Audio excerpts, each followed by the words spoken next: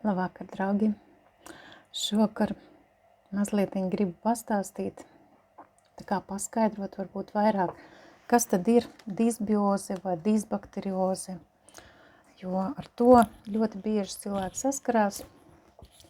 Ārsti viņiem varbūt tā uzraksta kā diagnozi, vai kāds nutriciologs pasaka, ka tev tur ir zarnās, kaut kas nav kārtībā, nav līdzsvara. Tad īsumā tā var teikt, ka tas ir zarnu mikrofloras līdzsvara traucējums.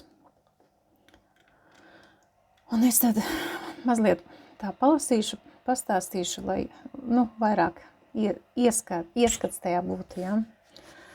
Kas tad ir šī te zarnu mikrobioma nelīdzsvarotība? Tas ir stāvoklis, kurā zarnu mikrofloras sastāvs ir izmainīts, radot nelīdzsvarotību starp labajām un kaitīgajām baktērijām. Tātad ir izjaukts šīs te līdzsvars, un līdz ar to tas ir tā kā primārais, kāpēc tā notiek. Jo veselīga zarnu mikrobiota sastāv no daudzveidīgām baktēriju sugām, kas kopīgi veicina gremošanu, aizsargā pret patogēniem un atbalsta imūnsistēmu. Un ja šis līdzsvars tiek izjaukts, tas var nelabvēlīgi ietekmēt cilvēka veselību kopumā, izraisot pirmkārt jau dažādas gremošanas sistēmas problēmas un arī citas sistēmiskas saslimšanas. Un ko tad var izraisīt zarnu mikrobioma nelīdzsvarotība? Pirmkārt jau, kā minēja, gremošanas problēmas, piemēram, caureju, aizcietējumus, vēdera uzpūšanos, piemēram, tad, kad cilvēks kaut ko, varbūt ne ikdienā pierastu sev apēd, un tad sākas pūšanās, gāzu veidošanās, tāda kā spiediena sajūta, pat sāpju sajūta zarnu traktā varbūt vēderā. Tāpat var būt arī sistēmiskas problēmas, piemēram, nogurums, imūnsistēmas pavājināšanās un pat garastāvokļa traucējumi. Tas viss saistīts ar zarnu traktu mūsu.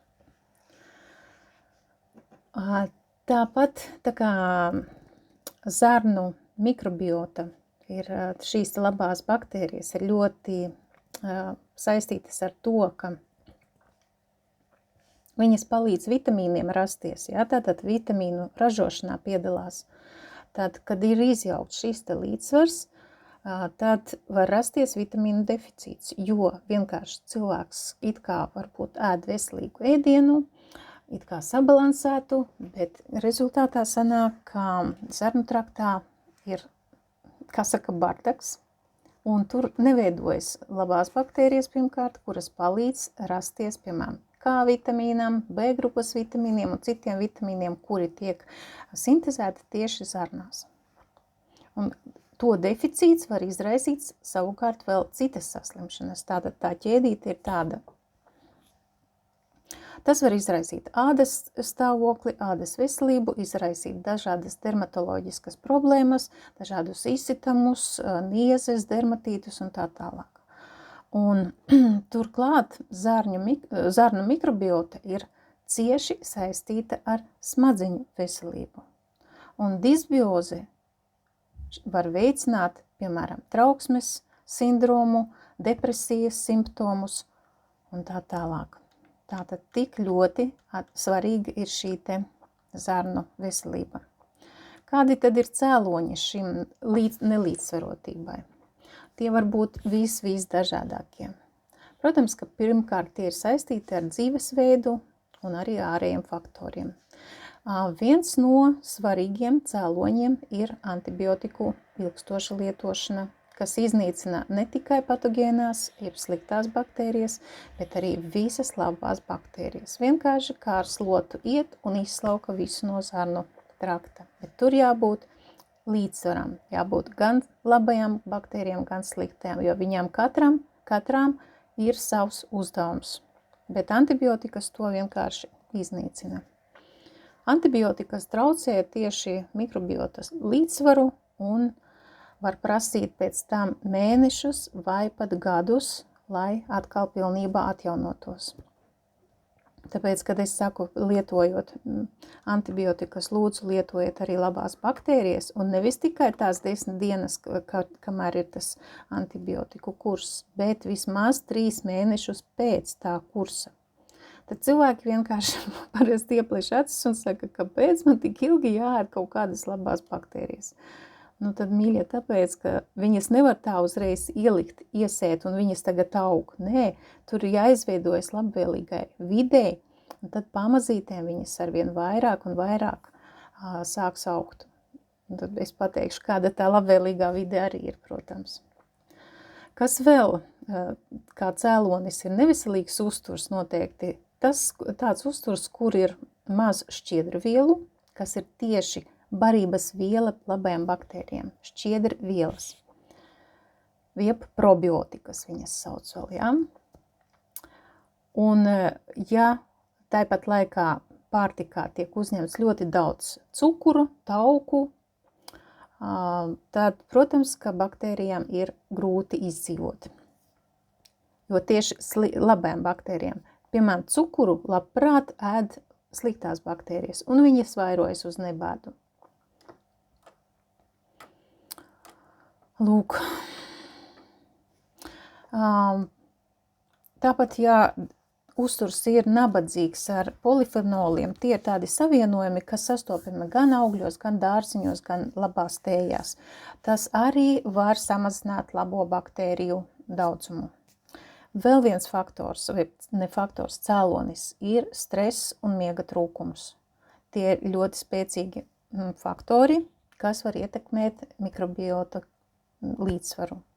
Hronisks stress var izraisīt izmaiņas sarnu barjerā, palielinot to caurlaidību un veicinot iekaisumus. Tā sauktais, tautā saka, cauro zarnu sindroms. Miega trūkums var izjaukt cirkadiānos ritmus, kas savukārt var ietekmēt mikrobiotas sastāvu un zarnu veselību kopumā. Tāpat imūnsistēmas traucējumi, hroniskas slimības, piemēram, cukura diabēts un hroniski iekaisumi tieši zarnās, var veicināt šo te disbiozes attīstību. Jo šīs slimības tiešām bieži tiek saistītas tieši ar hronisko stresu, ar hroniskiem iekaisumiem. Un kāds mūsdienu cilvēks ikdienā, viņš ir visu laiku stresā, stresa ietekmē viņš neēd saulaicīgi, viņš ēd kas pagadās kurā brīdī, un tas ir dienu no dienas, mēnešiem un gadiem, un tur organismām vienkārši vienā brīdī iestājas lūzums.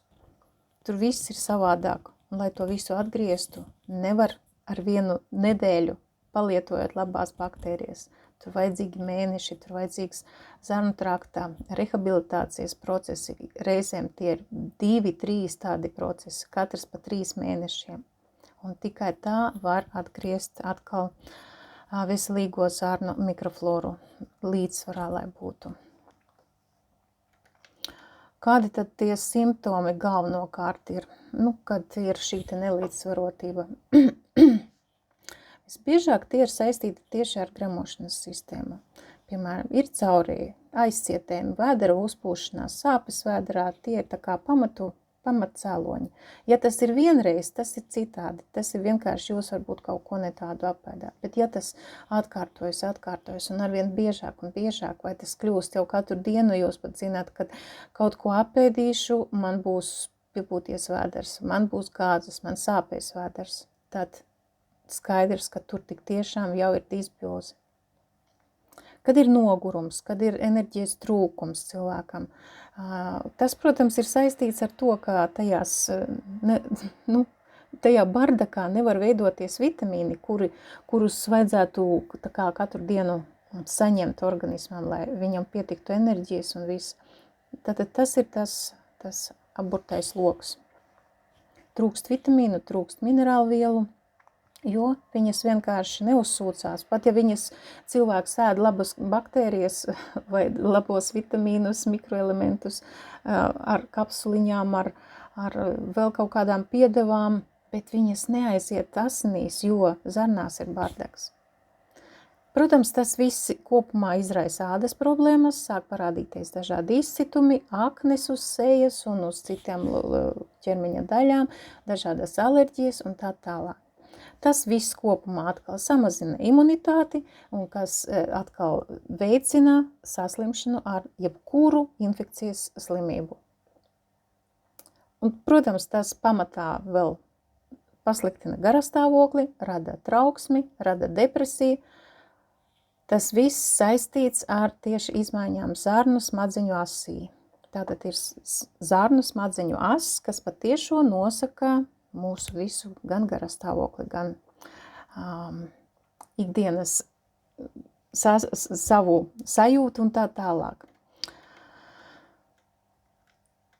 Nu, lūk, un ko tad var darīt? Es domāju, citā reizē es vairāk pastāstīšu tieši, ko darīt var, kā pie šīs te disbakteriozes vai disbiozes var strādāt tieši ar uzturu bagātinātājiem, bet kopumā, kas tad ir jādara, kā var diagnosticēt? Protams, ir fekāliju analīze, tas tests nosaka dažādu baktēriju sugu klātbūtni un proporciju zarnās. Tur var identificēt patogēnus un novērtēt vienkārši to probiotisko baktēriju līmeņu. Tad ir elpošanas testi, tos lieto, lai noteiktu baktēriju proporciju zarnās, pārprodukciju zarnās, piemēram, laktozes, fruktozes nepanesamības gadījumos, kad ir alerģiskas reakcijas. Šie testi var palīdzēt noteikt, vai disbioze ir saistīta ar noteiktu pārtikas produktu nepanesamību.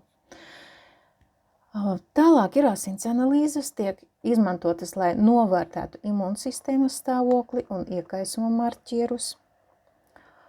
Šīs analīzes var sniegt informāciju par sistēmisku iekaismu, kas var būt saistīts ar zarnu mikrobiotas nelīdzsvarotību, un pati mikrobioma analīze.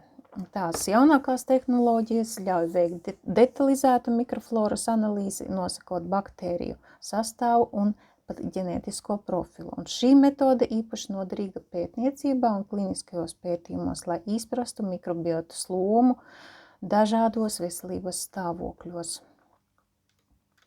Un pie ārstēšanas, kas tad ir pamatā, primārais, tās ir probiotikas, labvēlīgās baktērijas, kas palīdz atjaunot zarnu mikrofloru. Un tām, protams, vajadzīgas prebiotikas, kas darbojas kā barības avots šīm te labvēlīgām baktērijām. Noteikti ir pilnīga diētas pārskatīšana, diētas pielāgošana, uztura korekcija. Tā ietver pārsvarā, tātad jābūt daudz pārtikas produktu ar šķiedrvielām, kas palīdz atjaunot mikrofloru un, protams, jāskatās, lai būtu vairāk fermentēti produkti, piemēram, skābpiena produkti, skābēti kāposti, kas bagātīgi labvēlīgām baktērijām arī. Un, protams, ja ir nepieciešams, tad ir arī noteikti, es citreiz pastāstīšu, tieši kāda ir uzturbagātinātāja loma, tad, kad mēs gribam atjaunot šo te mikrofloru labo. Nu, lūk, jādomā noteikti par veselīgu uzturu, regulārām fiziskām aktivitātēm, jāmazina stress, jāizdomā, kā to stresu varētu kaut kādā veidā vadīt, līdzsvarot, meditācijas, joga, pastaigas, tā tālāk. Nu, lūk, un tas tā īsumā būtu arī viss, kas ir disbakterioze vai disbioze. Jā, paldies!